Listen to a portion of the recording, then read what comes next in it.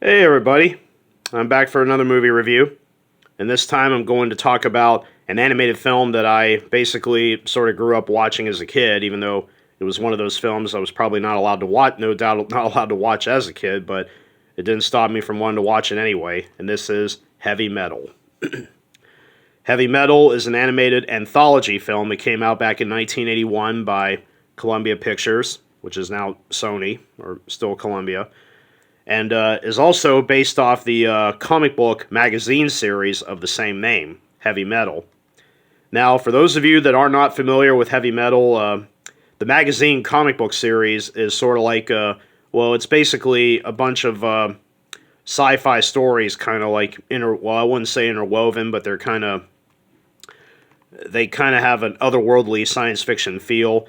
I don't own any of the comics personally, so I really can't show you. And honestly, if I were, I probably wouldn't be allowed to post this video because the comics, it's basically if you were to combine science fiction and otherworldly landscapes with Playboy. Because many of the comics feature scantily clad women, like this girl in the front cover here. Except they reveal way more than what this girl is showing right here, unfortunately. I'm talking TNA, lots of it throughout many of the comics. You'd be surprised. And yeah, obviously this is the kind of stuff that obviously kids were not allowed to read. But yeah, since I don't own any, I went into I went into like a hobby store one day and I actually found a few issues on the shelf and I leafed through a few of them and I was pretty impressed with with much of the illustrations and artwork I've seen in the comics, or Well, let's just go with comics, because in a way, Heavy Metal, yeah, it's a magazine, but I still kind of see it as a comic, so... But yeah, I mean, the illustrations are incredible, the artwork, the otherworldly landscapes, which is, I mean, very impressive, and then, of course, there's the women. Like I said, lots of women. So... That being said, Heavy Metal basically started back in, like, the 70s, I believe. So yeah, it was a fairly decently popular comic series. And then, of course, a movie adaptation went into development and ultimately became a reality back in 1981. So, what is the movie even about? Well, Heavy Metal, the plot of the film is kind of hard to explain. As I said, it's an anthology film, and it kind of basically it's all about all the stories kind of are interwoven between each other through a glowing green orb that calls itself the Lochnar, and it's supposed to be the sum of all evils. Yeah, a glowing green orb that spreads destruction throughout the whole galaxy. And it approaches this young girl where it begins to tell the stories of all the journeys that it went through just to get to her. And so the stories basically talk about, people that encountered the Lochnar and have either succumbed to its evil powers, or have rejected its powers. And yeah, each of the stories focus on heroes. They focus on, bravery, heroism, tragedy, betrayal. And yeah, it's basically a little of everything. This movie is like an absolute hodgepodge of a film where each of the segments were directed by different animated filmmakers, and they each kind of reflect on their own artwork and illustration and visual style. So they all kind of range, some of the animation, looks more cartoonish, looks more like cartoonish enough for kids, and there are some animation segments of the film that kind of revolve more toward adult-oriented material. But at the same time, being that this is a film based off of a, based off a more, like a more oriented, comic book game for adults, there's no wonder why the film received an R rating at the MPAA, which, if I am not mistaken, I think Heavy Metal may have been the first ever film adaptation based on a comic book to receive an R rating. I think it was. This was before, Conan the Barbarian, before The Crow, before Darkman, even though Darkman really wasn't based on a comic book, but it eventually became a comic book after the film got released, and it was big. So, but yeah, I think if I'm wrong, I mean, because I feel like I may be, but if there is another R-rated comic book movie out there that came out before Heavy Metal, if anybody So yeah, don't roast me in the comments if I'm wrong. So like I said, I did look, but if there is another one that came out before Heavy Metal, I mean, even I would love to know about it. Because as far as I know, prior to Heavy Metal, there was Superman and there was Flash Gordon, both of which came out, and neither one of them got a R rating. They were both PG rated. So yeah, as far as I know, Heavy Metal may have been the first one to receive an R rating. The movie did come out in '81. It was made on a budget of like $9.5 million for an animated film. That's a fairly decent amount of money. In the States alone, it grossed a little over $20 million. So the movie was a bit of a profitable hit, somewhat. But of course, obviously, it would have probably been bigger had it not been for the fact it was rated R. So, but the movie got mostly mixed opinions by critics. Critics, obviously appreciated the animation, visual art style that the film had. Like I said, the movie actually I would say it was a bit of an innovator in animation because it did feature animation techniques that had not been seen before in a lot of other animated movies that came out at the time. So Heavy Metal did have some animation styles in it that were, some of the first done ever at the time. So literally, to this date, the Rotten Tomatoes score rating, once again, I apologize if some people don't appreciate that, but yeah, it currently is kind of mixed. I mean, it's got like a 66%, I believe, on Rotten Tomatoes, so it's kind of mixed now, but over time, the movie gradually grew a huge cult following, and some of it is partially due to the fact that the movie is based on the magazine series, and the other one big reason why it has gained such a huge following is because of the music. Heavy metal is famous for, well, being the style of music, which, by the way, heavy metal is one of my favorite styles of music, one of my favorite genres, along with rock and classic rock, which are the types of music I personally prefer. And before we get into the Blu-ray here, I want to show you that since I have the talking about the music, let's go ahead and talk about it. And I actually own 2 CDs of heavy metal here. One of them is this is all the music. And I can honestly say, in my personal, honest opinion, this movie has, I believe, the best movie soundtrack ever for any movie ever. I mean, look at all these artists. You have Black Sabbath, Blue Oyster Cult, Cheap Trick, Devo, Donald Fagen. I don't know very much about him. Don Felder was a member of the Eagles, Grand Funk Railroad, Sammy Hagar, Journey, Nazareth, Stevie Nicks. Now Riggs and Trust, I don't know who those two are, but still, they did some good contributions to the soundtrack. So, yeah, look at these songs. Now, there's a few that I am familiar with, like Open Arms by Journey. There's The Mob Rules by Black Sabbath. Cheap Trick contributed 2 songs, Reach Out and I Must Be Dreamin', but those are 2 songs that a lot of Cheap Trick fans will probably not be familiar with, unless you listen to the CD.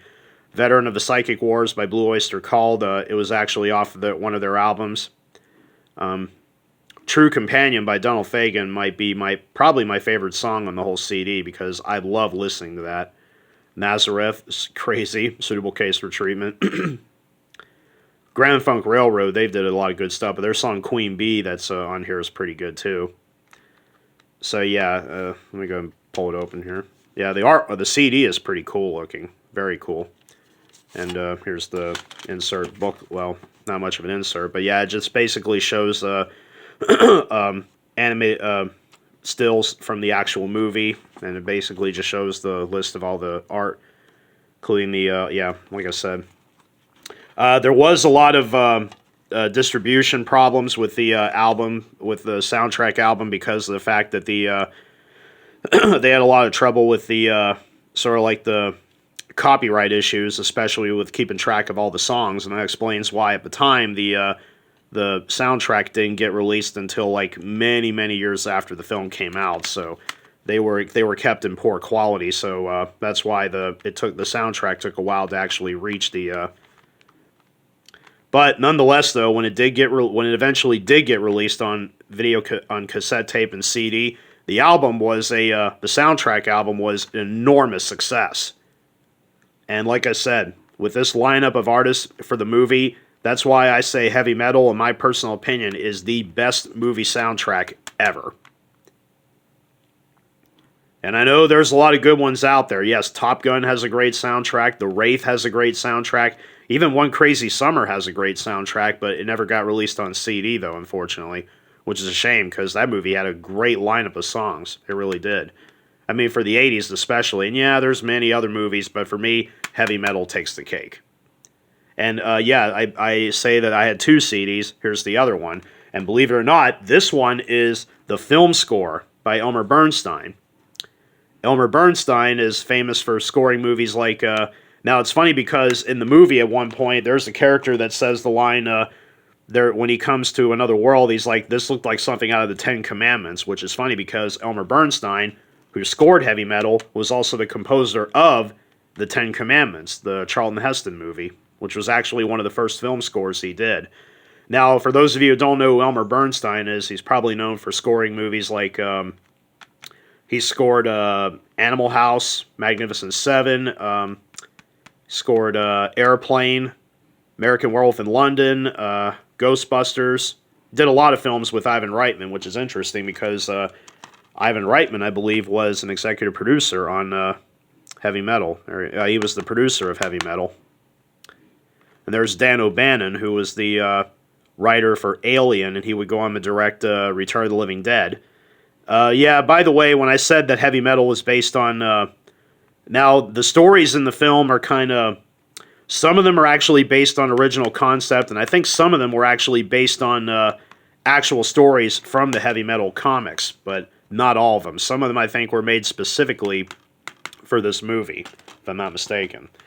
But anyway, let me get into the soundtrack here. And yeah, this CD is actually not easy to get a hold of. It's very rare, and I was lucky to find a good copy of it. So yeah. Yeah, that's what the CD looks like. It looks like the glowing green orb, which is pretty cool. And pull it out. And, oh yeah, there's the famous ship with the cute little smiley face on it. It's so cute. I'm just kidding. Of course, there's Elmer Bernstein right there, and yeah, a lovely clip taken from the movie. Lovely, I say. And of course, the insert booklet here, which is pretty elaborate. I think it's double-sided, so I could actually turn it over and use that side for the actual film score, which is the same as the movie here, obviously. In here, basically it shows artwork, and it has, like, you know, explicit details of each you know, track used in the movie. Once again, there's like a lot of production stills and some illustrated artwork, you know, taken from the movie, essentially.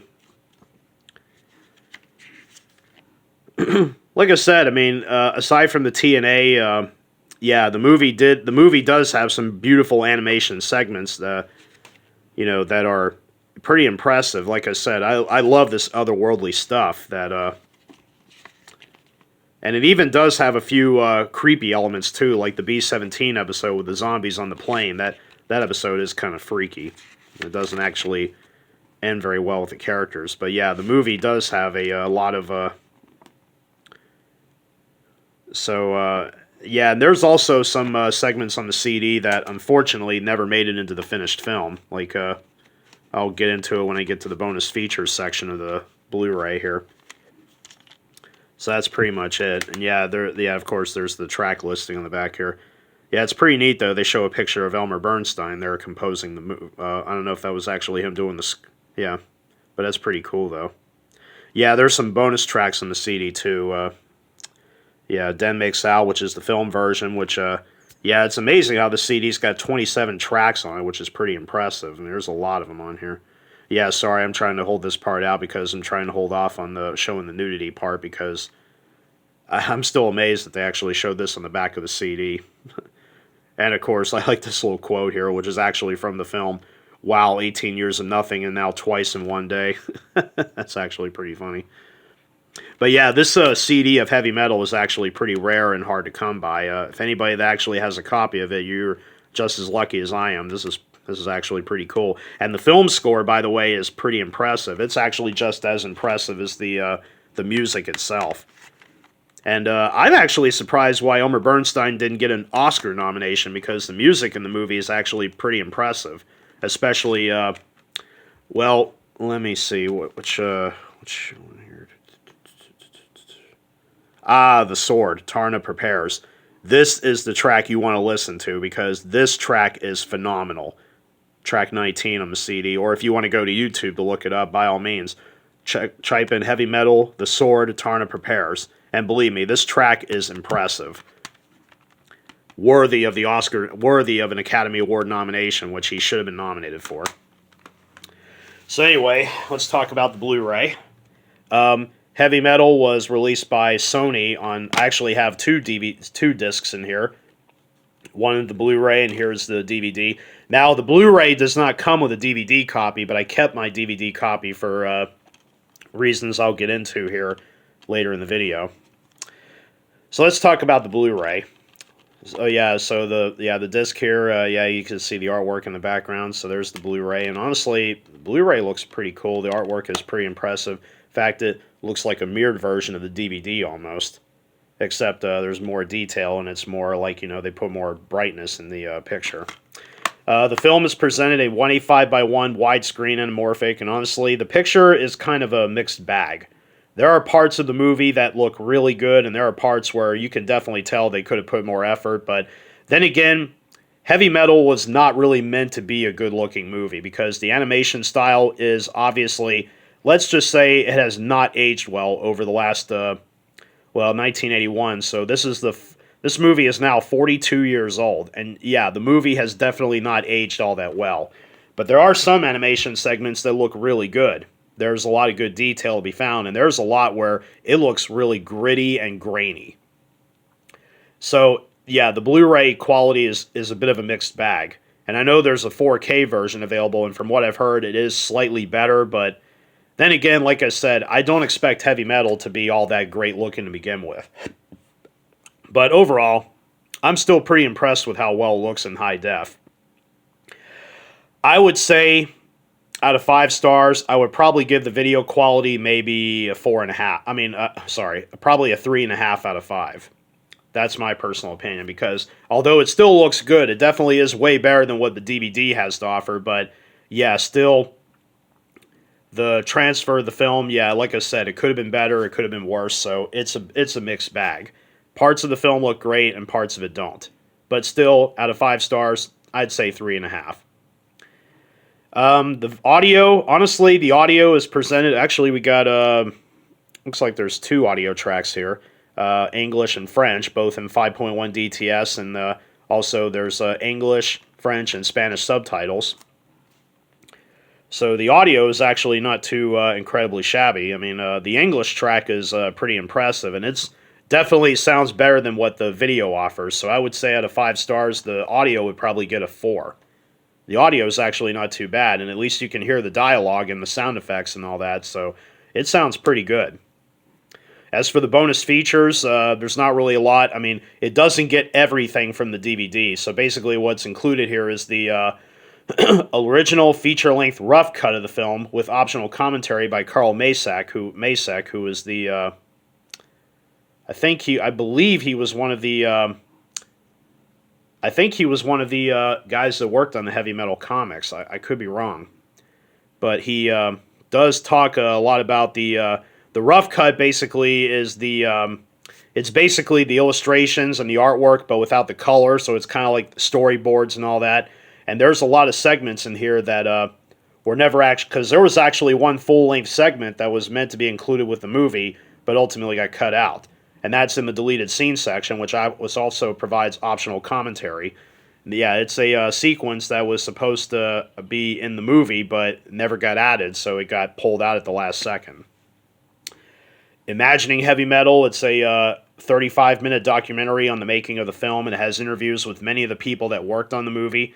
And I think I mentioned, maybe in one of my past videos, that 2 of the directors that worked on the animation segments, one of them is Jimmy Murakami, who was the director of Battle Beyond the Stars, where James Cameron was one of the first movies where Cameron got his start, James Cameron. And the director of the Tarna episode about the girl here on the bird, that was directed by John Bruno. John Bruno was also the head of the special effects for all the effects work in the movie, and he went on to become a regular for James Cameron in terms of visual effects. He would actually go on to win an Academy Award for the visual effects work on The Abyss. and he would go on to direct the film adaptation Virus, based on the comic book series, which I might actually do a video of soon because I actually kind of want to talk about that one. Yeah, also rest in peace to both Ivan Reitman and Gerald Potterton, who was the overall director of Heavy Metal. I think he recently passed. So, but yeah, I mean, like I said, the that's not all the bonus material that came from the DVD. That's why I kept my DVD copy, because it has a few bonus features on it that were never included with the Blu-ray version. There's a bunch of storyboards and photo galleries. Especially, there's even a photo gallery on the DVD that offers all the artwork of each issue that came out of Heavy Metal back in the 70s, which is pretty impressive. And it's definitely a lot of material to weave through. So the DVD definitely offered a lot of material. But yeah, when it comes to the Blu-ray definitely trumps over the DVD in terms of video and audio. Definitely better. But in this case, however, they both kind of, like I said, the bonus material, the Blu-ray doesn't get everything. I would say, for the bonus features on the Blu-ray, I would say probably a 2.5 out of 5, because it doesn't get everything. Now, if it got every last bonus feature on the DVD, I would probably bump it up to maybe a 3.5 or a 4. I would, but since it didn't get everything. As for the BD Live Enable feature, yeah, BD Live was taken down years ago, so yeah, it doesn't work, unfortunately. So overall, this is actually I would say a fairly solid release of the movie Heavy Metal. For those of you that have already wanted to jump to 4K, that's totally up to you. I mean, the 4K Blu-ray of Heavy Metal you can find pretty cheap online, but the Sony Blu-ray of Heavy Metal you can still find fairly decent at a decent price. But yeah, the Blu-ray does offer a fairly decent looking picture, but don't expect anything. Don't expect a great one. It's a bit of a mixed bag. There are parts of the film that look great, and there's parts of the film that don't look great because, you know, like I said, the animation in the film doesn't exactly hold up all that well. But the audio is definitely stronger than the video, and the extras, like I said, if it included everything, if you own a DVD copy of Heavy Metal, I would suggest holding on to it just for the bonus features, for the additional stuff that never got put onto the Blu-ray. So if you have a DVD copy of the film, I'd say hold on to that. Overall, this is still a pretty solid release of the movie. Oh yeah, and by the way, if anybody isn't familiar, there is a sequel, Heavy Metal 2000, which I know very little of, but I've heard okay things about it. I've only seen it like maybe once or twice, but I don't have much familiarity with it. If you buy, there is a 4K release of Heavy Metal that actually comes with a Blu-ray of Heavy Metal 2000, so, I mean, if you wish to look that up, by all means, go right ahead. But Heavy Metal 2000, like I said, I don't remember too much of the film. I remember Julie Strain was in it, or did animated work, or did voice work on the movie, and the character that she played in the film was done in her likeness, and at one point she was actually married to Kevin Eastman, who at one point purchased the rights to Heavy Metal. Well, years out, I think he purchased the rights back in the 90s, I think. And he was married to Julie Strain for a while. And they divorced years ago up until she, well, yeah, and then she sadly passed away just a few years ago, which is a real shame. Beautiful lady, too. And I heard she was a total sweetheart in real life. So, yeah, another famous veteran B-star that has since passed on, unfortunately. So, for those of you that are wishing to check out Heavy Metal, I'd say give this movie a try. If you're old enough, I mean, nothing's going to stop your kids from wanting to see an R-rated animated movie. I mean, yeah, there's plenty of them out there, but Heavy Metal, it's mainly all about the TNA, and yeah, there's definitely some bloodshed and violence in the film, so yeah, it's rated R for a reason. So definitely not a kiddie film. But if you can handle it, you can handle the TNA and the blood, then I'd say give this movie a try. It's actually a fun little animated flick from the 80s that in some ways does hold up well, and in some ways it does not. Parts of the way it doesn't hold up is definitely the animation, which, yeah, like I said, it definitely has not aged well, but that's one of the film's charms. So, I would say Heavy Metal is definitely recommended. And in 1982, it actually picked up a Saturn nomination for Best Science Fiction Film, which it ultimately lost to another comic book movie, which was Superman 2, believe it or not. And if you can actually locate the soundtrack on CD, definitely give it a listen. And if you're lucky to find the film score at a good price, definitely check that out too. But you can also check it out on YouTube if you wish. But for me, I'm perfectly happy to own both of these, so this is pretty awesome.